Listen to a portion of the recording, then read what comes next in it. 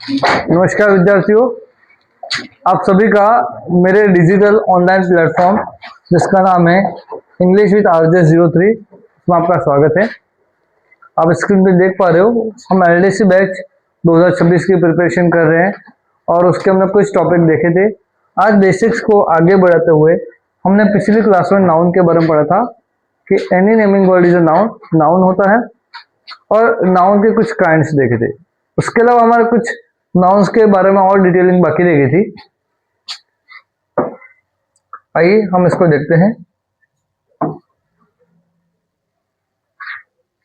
आपके स्क्रीन पर लिखा हुआ है what is a noun. Noun क्या होता है? A noun is a word that names, यानी नाउन ऐसा शब्द होता है जो किसी नाम को डिनोट करता है, नाम के बारे में बताता है। जैसे कोई व्यक्ति है, जैसे टीचर हो गया, लड़की का नाम है तो रिया हो गया। पर्सन है, उसके बाद प्लेस इन स्कूल हो गया, इंडिया हो गया। थिंग्स एंड वस्तु बुक हो गया, फोन हो गया। कोई आइडिया विचार है, जैसे हैप्पीनेस हो गया, फ्रीडम हो गया। यहाँ पे थोड़ा मिस स्पेलिंग हुआ है, वो INDIA है, डबल ए गलत हो गया है। अब एक कॉमन क्वेश्चन होता है सभी स्टूडेंटों के मध्य में कि अगर एक वाक्य में नाउन आता है तो वो कहाँ रहेगा। अगर आपको आइडेंटिफाई करना है, आपको ढूंढना है कि संज्ञावाची शब्द कहाँ पे है, नाउन वर्ड कहाँ है, तो उसकी दो ही पोजीशन होती है, या तो वो किसी वाक्य का सब्जेक्ट होगा या ऑब्जेक्ट होगा। जैसा कि आप देखते हो, noun can appear in the different position. Noun एक वाक्य में अलग अलग स्थानों पे होता है। एज द सब्जेक्ट, या तो वो किसी वाक्य का क्या होगा, सब्जेक्ट होगा। क्या होगा? सब्जेक्ट। या तो क्या होगा? ऑब्जेक्ट। अच्छा, ऑब्जेक्ट वर्ब का भी होता है और प्रपोजिशंस का भी होता है। एक तो ऑब्जेक्ट होगा after verb as a complement, complement के रूप में भी ये आता है noun. And after the position the keys are on the table. जैसे हम देखते हैं प्रिपोजिशन से पहले, यदि प्रिपोजिशन वे शब्द होते हैं जो किसी संज्ञा अथवा सर्वनाम की पोजीशन बताते हैं, स्थिति बताते हैं। जैसे हम कहते हैं the keys are on the table, चाबियां टेबल पर हैं। टेबल एक नाउन हो गया क्योंकि ऑन प्रिपोजिशन के बाद आता है, और ये ऑन प्रिपोजिशन का ये ऑब्जेक्ट होता है। अब हम नाउन बनाना सीखते हैं। कुछ एक चीजें आपको जाननी जरूरी है।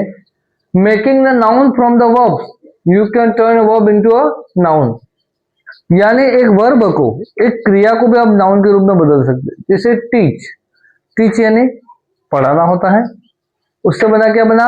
टीचर, शिक्षक। ड्राइव यानी क्या होता है? चलाना होता है, उससे बना ड्राइवर। एक्ट, एक्ट का बना कोई कार्य करना, उससे बना है एक्शन। मूव तो उससे बना मूवमेंट। डेवलप यानी उससे बना डेवलपमेंट। तो आप इस प्रकार ये सामान्य जो सफिक्सेस होते हैं, एक होते हैं उपसर्ग और एक होता है प्रत्यय। प्रीफिक्स यानी होता है उपसर्ग जो शब्दों के आगे लगते हैं, और सफिक्स इसका मतलब होता है प्रत्यय जो मूल शब्द के पीछे जोड़ते हैं। जैसे इसमें कुछ कॉमन सफिक्सेस है, प्रत्यय हैं, जिसमें ER और लगा करके आप पर्सन, मतलब आप एक प्रकार का नाउन बना सकते हैं। जैसे टीच, टीच में ER लगा दो टीचर। TION या SION वो लगा करके भी आप नाउन बना सकते हो। जैसे एक्ट, एक्ट में ION जोड़ा तो एक्शन बना। मेंट लगा, मंट लगा सकते हो। जैसे डेवलप में MENT लगा, वो नाउन बन गया। अच्छा, ING भी लगा सकते हो। कैसे?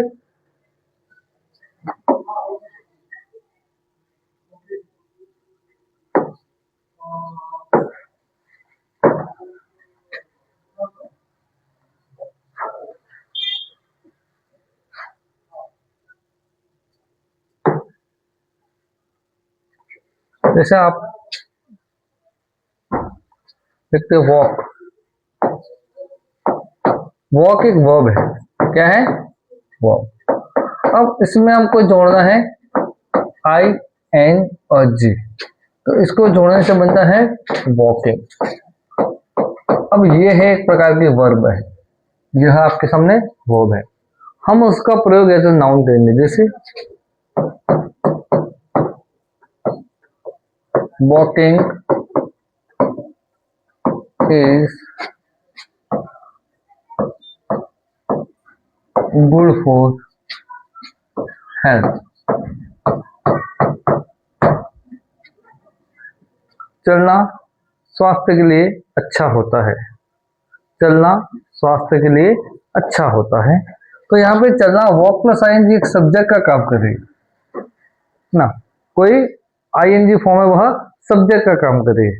अब सब्जेक्ट का काम देखो ध्यान रखना, यह उसी प्रकार है जैसे किसी स्कूल के अंदर प्रिंसिपल की एक सीट होती है।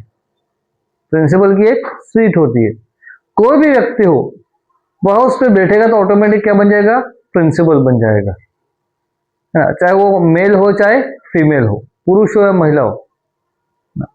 तो उसी प्रकार किसी भी वाक्य में सब्जेक्ट और ऑब्जेक्ट ये ऐसे प्लेस होते हैं जहां पे हर कोई शब्द, हर कोई प्रेस या हर कोई क्लोज जब उसको रखेंगे तो वो ऑटोमेटिक नाउन बन जाएगा। जैसे हम ये लिख सकते हैं I am walking, I am walking, मैं चल रहा हूं। अब यहाँ पे ये मैन वर्ब है, वर्ब है, ये क्रिया है, क्योंकि चलना क्या होती है, क्रिया। लेकिन इसी सेंटेंस को मैंने यूं बता दिया, walking is good for health, चलना स्वास्थ्य के लिए अच्छा होता है। तो यहाँ पे जो वॉकिंग है वो वर्ब ना होकर के क्या है, नाउन है। क्या है स्टूडेंट्स, नाउन है। उसी प्रकार किसी भी शब्दों को आप नाउन बना सकते हैं। जैसे इज लिखा हुआ, is, Ram is a teacher, Ram एक शिक्षक है। यहां पे इज आपकी वर्ब है, लेकिन इसी शब्द को यूं लिख दूं मैं, इज अ वर्ब, तो स्टूडेंट कहेंगे ये कैसा वाक्य हो गया, क्योंकि यहाँ पे इज वह नाउन का काम कर रहा है और यहाँ पे ये वर्ब का काम कर रहा है। इसलिए जो कहते हैं ना कि इसके साथ इसका प्रयोग नहीं हो सकता, तो इस प्रकार इसका प्रयोग आप कर सकते हो। यहाँ पे एज अ नाउन फंक्शन हो रहा है ये, और यही पार्ट ऑफ स्पीच होता है कि जब आप सब्जेक्ट के रूप में किसी भी शब्द का प्रयोग करते हो वह ऑटोमेटिक नाउन बन जाता है।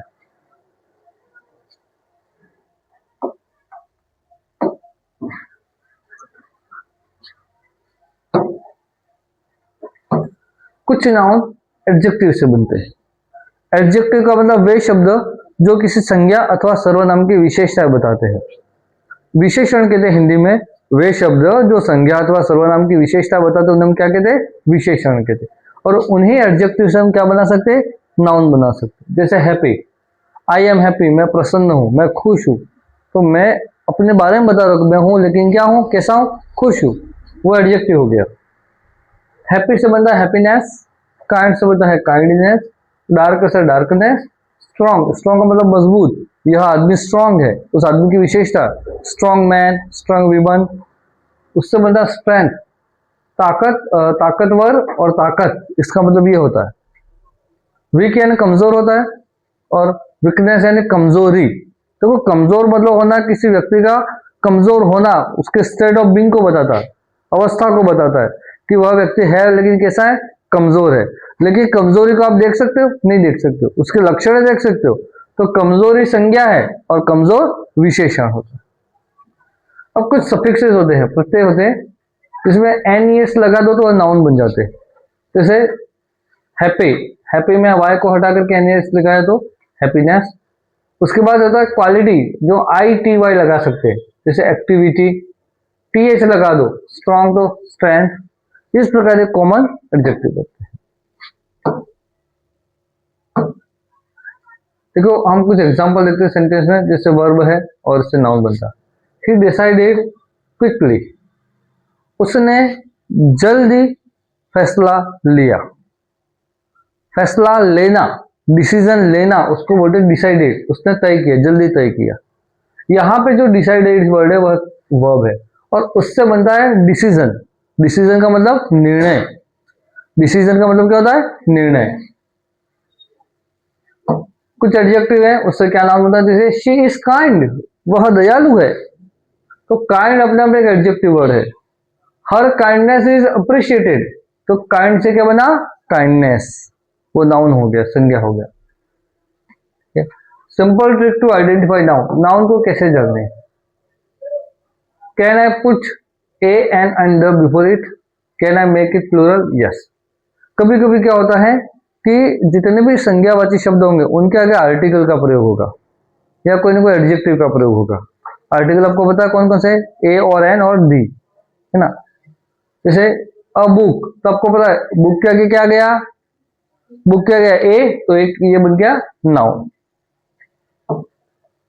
अब देखिए नाउन के बारे में हमने विस्तृत पढ़ा, आज हम थोड़ा डिस्कस करेंगे प्रोनाउन के बारे में। आइए देखते हैं प्रोनाउन क्या होते हैं।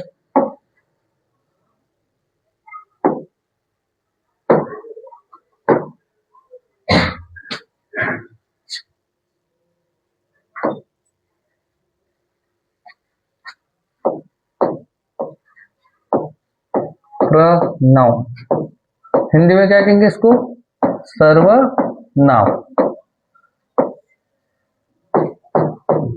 The word that replaces a noun, यानी संज्ञा के स्थान पर काम आने वाले शब्द।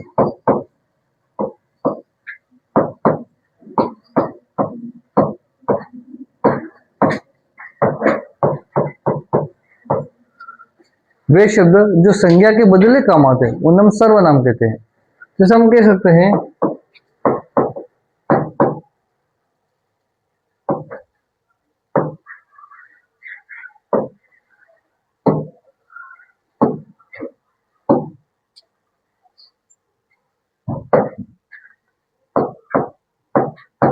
Rohan is a teacher, he lives in Udaipur।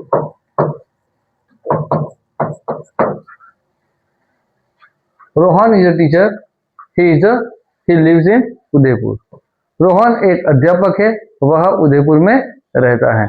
यहाँ पर अध्यापक कौन है, अध्यापक कौन है, रोहन है। रोहन एक व्यक्ति का नाम है, क्या है, नाम, और नाम का मतलब होता है नाउन। क्या होता है, नाउन। और रोहन के बदले मैंने कौन सा शब्द यूज किया, ही, वह क्या हो गया आपका प्रोनाउन। क्योंकि जो ही है वही कौन है, रोहन है, और रोहन है वही कौन है, ही है। तो जो शब्द संज्ञा के बदले काम आते हैं उन्हें हम सर्वनाम कहते हैं। The word that replaces a noun is called a pronoun.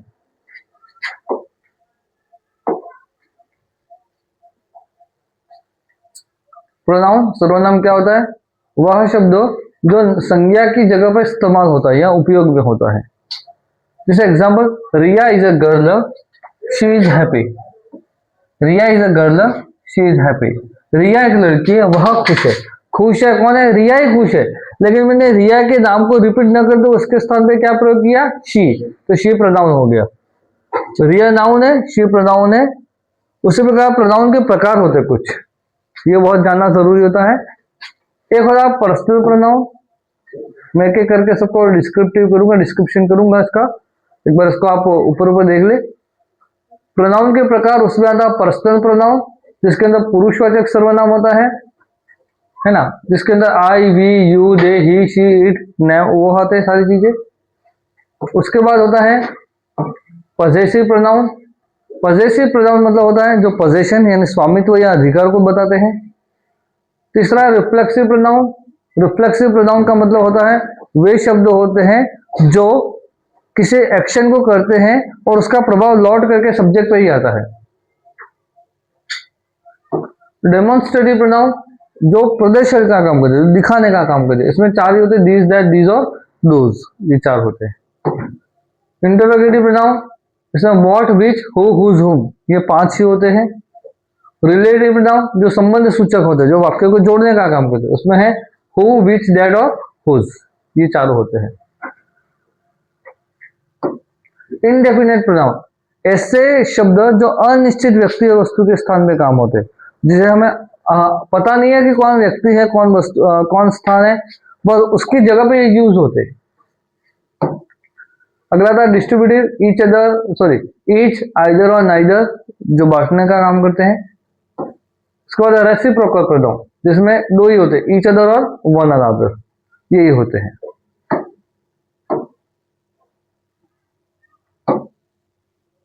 अब मैं आपको एक एक चीज करके इसके डिटेल बताता हूं।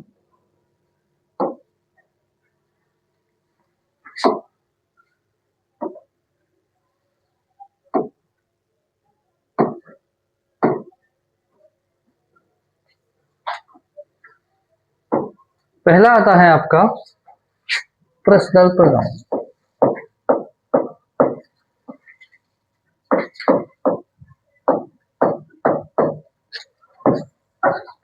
देयर आर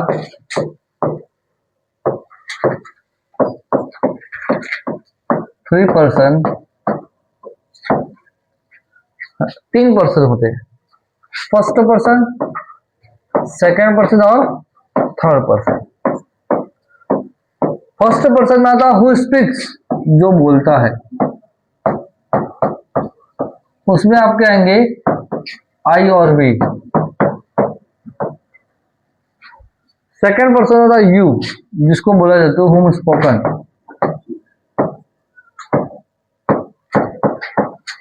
जिसको बोला जाता है, जिसमें आता है आपका यू।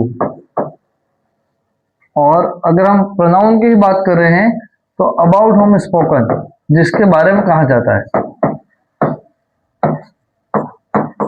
वो आता है आपके थर्ड पर्सन। उसमें आते हैं ही, शी, इट और दे। प्रोनाउन की बात करें, वैसे नेम्स भी आते हैं थर्ड पर्सन में, लेकिन वो नाउन में आते हैं, हम प्रोनाउन की बात कर रहे हैं। अब ये आपके सारे जो शब्द हैं वह किसी ना किसी प्रोनाउन को रिफ्लेक्ट करते हैं, किसी ना किसी पर्सन के बारे में बताते हैं, है ना।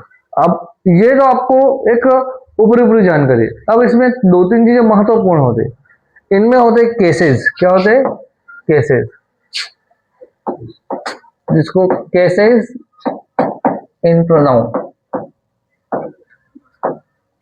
यानी प्रोनाउन के अंदर केस होते हैं। केस का मतलब होता है कारक।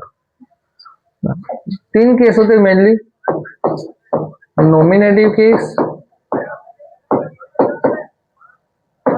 एक्यूजेटिव केस और तीसरा आता है पॉसेसिव केस। ये तीन केस चलते हैं, नॉमिनेटिव केस, एक्यूजेटिव केस और पॉसेसिव केस। अब नॉमिनेटिव केस क्या होता है?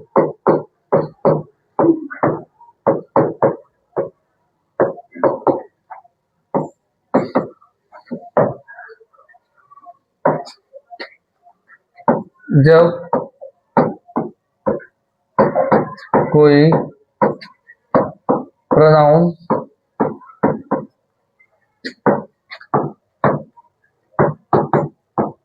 सब्जेक्ट का कार्य करे तब,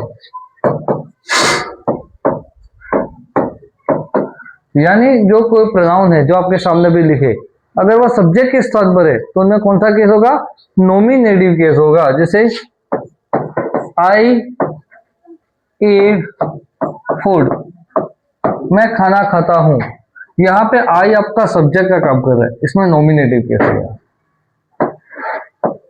वी आर प्लेइंग, हम खेल रहे हैं। यहाँ पे वी सब्जेक्ट है, इसमें भी आपके नॉमिनेटिव केस होगा। आप कहते हो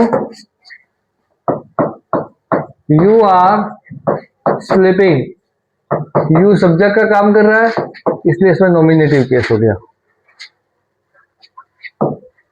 शी इज कुकिंग, वह भोजन बना रही है, खाना पका रही है, तो शी में सब्जेक्ट है, इसमें नॉमिनेटिव केस हुआ। नॉमिनेटिव केस हमेशा प्रोनाउन में होते हैं और वह उसके सब्जेक्ट होने पर होते हैं। अगर किसी प्रोनाउन की प्लेसिंग वह सब्जेक्ट के स्थान पर है तो उसमें हमेशा कौन सा केस होगा? Nominative case. उसके बाद दूसरा था आपका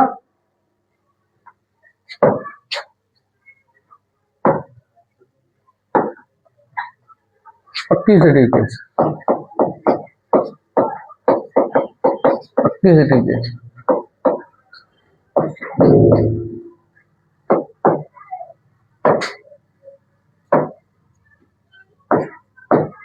जब प्रोनाउन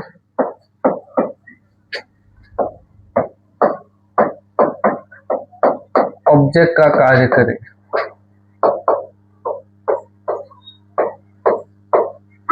यदि कोई प्रोनाउन है वह ऑब्जेक्ट का काम करता है तो वहां पे होता है आपका एक्यूजेटिव। जैसे राहुल फोन्ड हिम, राहुल ने उसको फोन किया। राहुल सब्जेक्ट है, फोन वर्ब है। राहुल ने फोन किया, किसको किया? उसको किया, ये ऑब्जेक्ट हो गया। तो यहाँ पे आपके ये हो गया एक्यूजेटिव केस। कौन सा केस होगा स्टूडेंट? एक्यूजेटिव। इसमें होगा आपका accusative case. My brother gave me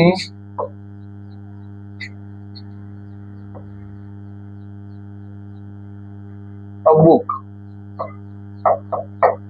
My brother gave me a book. मेरे भाई ने मुझे पुस्तक दी। मेरे भाई ने किसको पुस्तक दी? मुझे दी। यहाँ पे मी होगा ऑब्जेक्टिव फॉर्म है, इसलिए इसमें केस होगा एक्यूजेटिव केस होगा।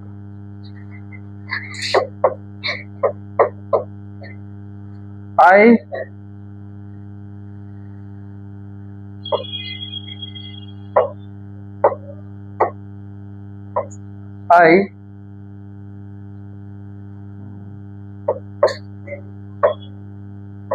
called her yesterday. मैंने उसको कल बुलाया था। आई आपका सब्जेक्ट है, ये आपका ऑब्जेक्ट है, इसमें आपका नॉमिनेटिव केस होगा और इसमें आपका होगा एक्यूजेटिव केस होगा। यानी जब सब्जेक्ट का काम करे तो नॉमिनेटिव और ऑब्जेक्ट का काम करे तो एक्यूजेटिव। आ गया था आपका पॉजेसिव।